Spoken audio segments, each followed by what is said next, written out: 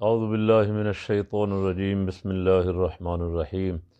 ان الذین یحبون ان تشیع الفاحشۃ فی الذین آمنوا لهم عذاب علیم فی الدنیا والآخرہ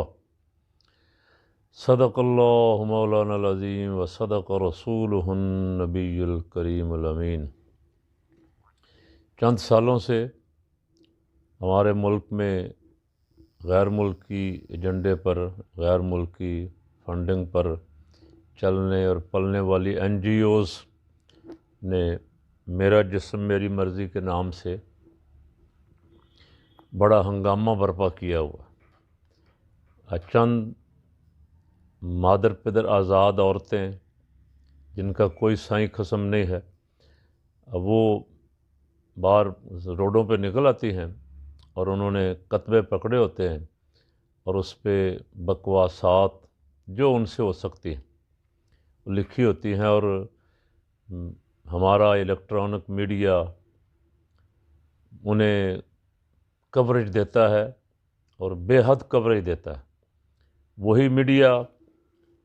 جس کے پاس ختم نبوت، ناموس رسالت کو کوریج دینے کے لیے کوئی ایک منٹ بھی نہیں ہے، اور اس میڈیا کے پاس ایسی آوارہ عورتوں، ایسی تنظیموں، ایسی این جی اوز کو کوریج دینے کے لیے بہت لمبا ٹائم ہے۔ انہوں نے اس دفعہ بھی گزشتہ سال کی طرح بہت فحش اور آزادانہ بھی کیا کہنا چاہیے، غلامانہ رنڈیوں جیسے نعرے لگائے اور لوگوں کو اپنی طرف متوجہ کرنے کی کوشش کی، اور ان کے زیادہ تر نعروں میں جسم فروشی کی اجازت کا نعرہ تھا کہ ہمیں جسم فروشی کی اجازت دی جائے، لڑکیوں کو لڑکیوں کے ساتھ، لڑکوں کو لڑکوں کے ساتھ ہم جنس پرستی کی اجازت دی جائے۔ اور ان کی بکواسات میں ایک بکواس یہ بھی تھی کہ ایک عورت کو کئی مرد رکھنے کی اجازت دی جائے، اور ان بکواسات میں ایک بکواس یہ بھی تھی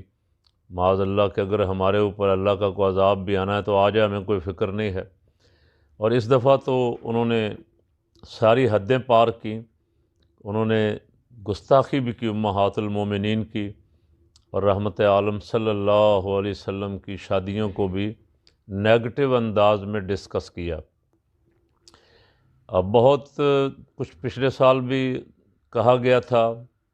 بہت سارے علماء نے کہا تھا، فقیر نے بھی بہت کچھ عرض کیا تھا، لیکن بدقسمتی یہ ہے کہ یہاں کسی کے کان پہ جوں نہیں رینگتی، اور جو ذمہ داران بیٹھے ہوئے ہیں ان کو پرواہ نہیں ہے کہ کیا ہو رہا ہے ملک میں۔ ایک طرف سے شور ہے، ہنگامہ ہے، مہنگائی، بھوک، افلاس، اور دوسری طرف سے اس طرح کے کام اس کی کھلی اجازت ہے۔ تو کبھی اللہ ان کو توفیق دے دے، یہ سوچیں کہ یہ ملک پہ جو مصائب اور مشکلات ہیں اس کی وجہ کیا ہے آخر۔ تو وجہ تو اس کی ساری قرآن پاک بیان فرما رہا ہے۔ جو سبب ہیں یہاں فحاشی پھیلانے کا، آوارگی پھیلانے کا، بچیوں کو بے حیا بنانے کا، بے پردہ بنانے کا، جو کوشش جو پیسے لے کے یہاں سارا کچھ کر رہی ہیں، اب وہ تمام سسٹم کی بڑی پسندیدہ خواتین ہیں، اس لیے کہ وہ ماڈرن ہیں، پڑھی لکھی کہلاتی ہیں اپنے آپ کو۔ ویسے ایسی نام نہاد پڑھی لکھی جو ہیں جن کے بارے میں اقبال رحمۃ اللہ علیہ نے کہا تھا کہ ہم تو سمجھے تھے کہ لائے گی حیات تعلیم، کیا خبر تھی چلا آئے گا الہاد بھی ساتھ۔ اور سمجھے تو یہ تھے کہ یہ اس تعلیم سے یہ کچھ تھوڑا بہت سلیقہ مند ہو جائیں گی، ان کو رہنے سہنے کا طریقہ آ جائے گا، اپنی اولاد کی پرورش کرنے کا، لیکن یہ تو ملحد بے دین ہو گئیں، اور ان کو نہ خدا کا پتہ ہے، نہ رسول کا پتہ ہے، نہ امہات المومنین کی عزت کا پتہ ہے، نہ اہل بیت اطہار کا، نہ صحابہ اکرام رضوان اللہ علیہ مجمعین کا، نہ شاعر اسلامی کا کوئی فکر ہے ان کو، جو منہ میں آتا ہے۔ افسوس یہ ہے کہ کوئی روکنے والا نہیں۔ انتظامیہ کی بات کر رہا ہوں، ویسے تو الحمدللہ میں نے دیکھا اس دفعہ بہت سارے نوجوان بھی نکلے، روکنے والے بھی، اور بہت ساری خواتین بھی آئیں اور انہوں نے آ کے ان کے منہ پہ لعنت ملامت کی، سمجھانے کی بھی کوشش کی، لیکن وہ ظاہر ہے غیر ملکی اشارے پہ باہر نکلی ہوتی ہیں، انہوں نے اپنا پیسہ تو ہضم کرنا ہوتا ہے نا، جو کچھ ان کو ملا ہوتا ہے۔ تو میں یہ ساری گفتگو اس لیے کر رہا ہوں کہ میں اداروں کو اور ذمہ داران کو خبردار کرنا چاہتا ہوں کہ پاکستان میں یہ سارا کچھ جو ہو رہا ہے یہ نہیں چلے گا۔ اگر آپ نہیں روکیں گے تو پھر پاکستان کا جرت مند نوجوان جو اسلامی شرم و حیا کے ساتھ الحمدللہ جو مزین ہے، جس کی تربیت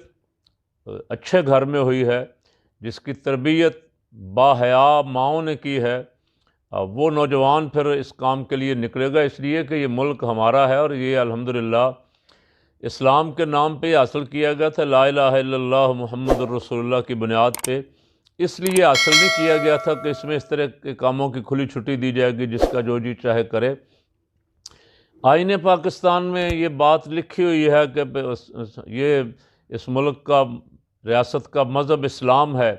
اور ریاست ذمہ دار ہے کہ اسلام کا دفاع کرے گی، اسلامی عقائد کا تحفظ کرے گی، لیکن یہاں تو سب لگتا ہے کہ بھنگ پی کے سوئے ہوئے ہیں، ان کو پرواہ نہیں ہے۔ ان کا کوئی ایک ووٹ ادھر ادھر ہو جائے تو پورے ملک میں شور شرابہ اور ہنگامہ ہے، اور ملک میں بے حیائی پھیلانے کی تحریک چلتی رہے، سڑکوں پہ جلوس نکلتے رہیں، آوارہ عورتیں، بازاری عورتیں اور بازاری لوگ جو ہیں